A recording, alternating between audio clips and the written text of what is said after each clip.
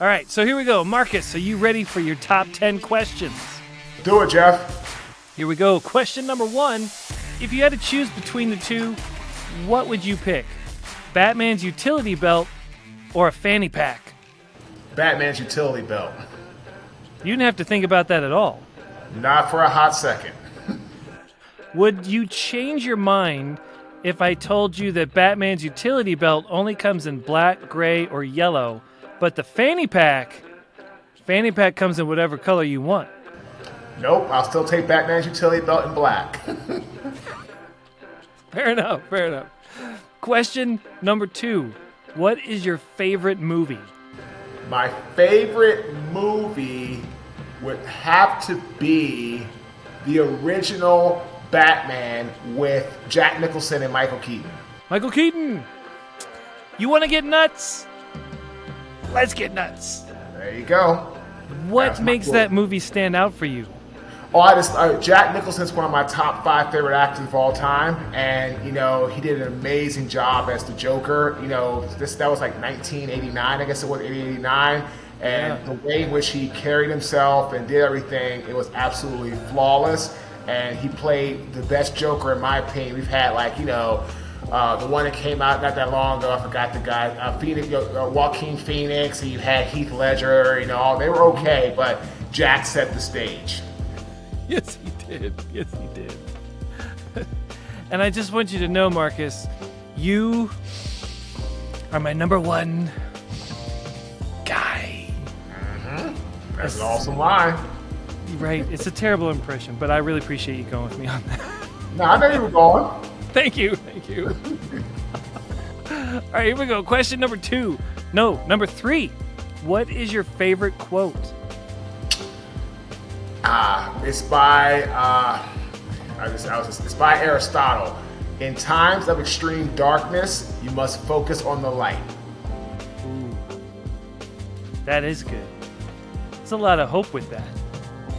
Well, it's a lot of hope, optimism, but most important, it's a lot of just realness. It's it's amazing that Aristotle, back, I don't know how many thousand years ago, he became, that's what I call becoming someone whose legacy. There was nothing back then, and he was able to become known as a famous philosopher and thought leader and all that type of stuff. It's just the way in which I feel things should be done. So yeah, Aristotle's quote for sure, in times of extreme darkness, focus on the light, is a great quote. Yeah, it is. Well, let's mix it up a little bit. What is the best advice that you have ever received? That's what I tell people. So the best advice I ever received was learn how to be an active listener instead of a busy talker. Wow. Who gave you that? I got that actually from my grandfather. My maternal grandfather always told me that, learn to be an active listener instead of a busy talker. Because when you're talking, you're not learning anything. You're just saying what you think you know or you've learned. But if you're listening, you have a chance to actually learn something. Man, your grandfather sounds very wise. That he was. What's his name? John. His name is John. John. That's good. That's strong. I like that. Actually, both my grandfathers were named John. Well, that makes it easy. I like. And they were both juniors. No, for real? Mm-hmm. John. Well, so what's your dad's name? My dad's name is Cheryl. That's not a John. No, it's not. No, it's My not. brother's name is Jonathan, though. Well, that's close. There's a little bit of legacy there. That's good. Mm-hmm. All right. Well, hey, speaking of grandfathers, let's go back in time. And I'd like to ask you what your favorite childhood toy was. My favorite childhood toy would be Nintendo, the game system Nintendo. Because I was probably 5 or 6 or so when that came out, give or take. And so having that in my room and playing Tecmo Bowl and Contra and all those fun games, yeah, for sure, Nintendo was going to be number 1. So if I start this code and you could probably finish it, so you're like, Up, up, down, down, left, right, left, right. A, B, B, A. Oh, man. That was the best game. I love that game. Me too. That was good. That was a classic. Yeah. Man, so my kids, we've got a Switch now, and we had a Wii before that. But I'm like, you're not playing these other games. We're gonna bring you into Super Mario Brothers. We're gonna go old school. There you go. Super Mario was awesome. Yeah. All right, so here we go. Question number 6. We're like over halfway there. When you were a kid, what did you want to be when you grew up? I wanted to be a financial planner. I wanted to be like my dad, who worked for the Federal Home Loan Bank of New York in their DC office, and I wanted to be a financial planner / investment banker because that's what he was. Wow. Well, when did things change for you? Right before my last year of college, when I had a chance, I was told by some people I had a chance to be an NFL offensive lineman, and I was like, really? And I put a lot of work in, put a lot of time in, put a lot of sweat in, and I ended up getting drafted. I'm actually the first and only offensive lineman ever to be drafted from Howard University to the National Football League. Wow. Dude, congratulations. Thank you. But you're telling me that didn't happen until your senior year? It was the summer before my 5th year, so I was a redshirt senior. I was going to my 5th and last year of college, and that's what I was like, wow, okay. So I said, I'm gonna give it all I've got for a year. I mean, I was a starter since I was a freshman at Howard, but I didn't know about being an NFL athlete. I said, okay, let's do this, and that's what I did. Wow, financial planner, almost done with my college career. Somebody goes, hey, why don't you try professional NFL football? I was like, all right, that sounds good. Why not? And then you did. I did. Man, that's exciting. All right, how about this? What brings you joy? My family. Can I ask, what about your family is joyful? Yeah, it's spending time with them, because time is something you cannot get back. So trying to find the right way to spend it with the people that you love and that you want to make memories with. And none of us know when our time is up. So it's just about just doing the best you can while you're here. And to me, family is huge, because all of us pass away, but how many of us actually live? So I try to do that, and that's kind of how I like to live my life. Nice. Well, let's flip it then. What brings you dread? I would just say not learning from my mistakes, which I don't do very much anymore, but I've done that before, and that's exactly what cost me everything. So definitely that brings me dread. Is making mistakes is fine, but not learning from those mistakes, that's what really brings me dread.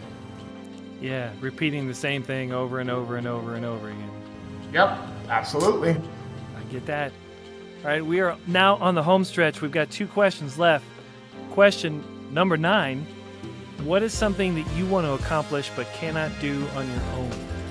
I want to really take our speaking, coaching, consulting business and get it out to as many people as possible across the globe. And I know that I can't do that without help, without the right team, without the right processes and systems, which is why I have a phenomenal team, but we're always looking to add people and building that every day. So that's something I definitely want to get done. Nice.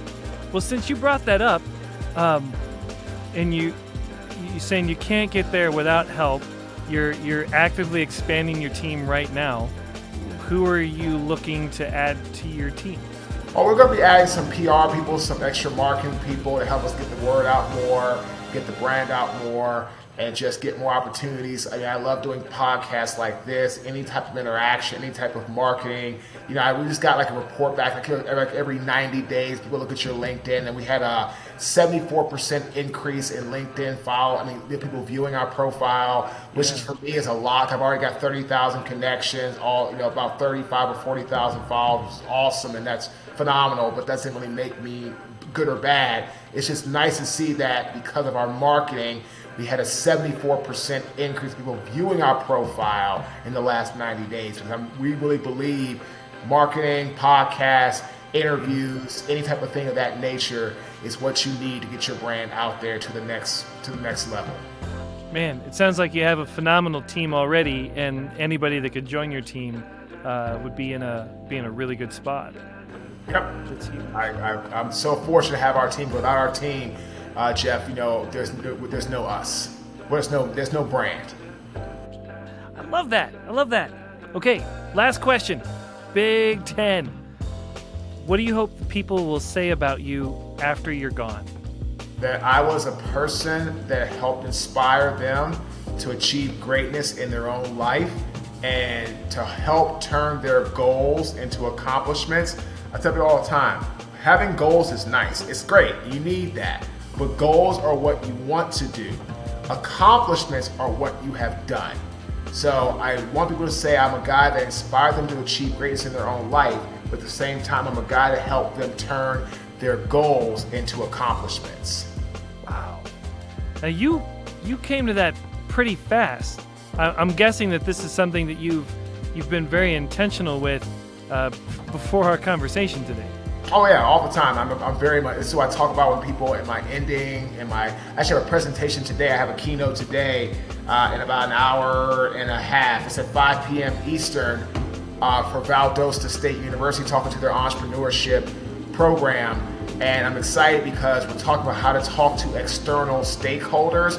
And I'm telling the people, the audience, there's two types of stakeholders. I call them sales/marketing, or i.e. visionary type stakeholders, and then we have operational type stakeholders. So we're going to talk to them about what's the difference, what do they like, not like, how to approach them, how to get in with them, how to connect with them, and how to build that conduit or that bridge between you and them. But you have to recognize the patterns so you can know exactly what type of stakeholder they are. This way you know how to approach them best. Well, Marques, I really appreciate your time today. Thank you so much for sharing. You rock. Thanks, Jeff. Thanks for having me on, man.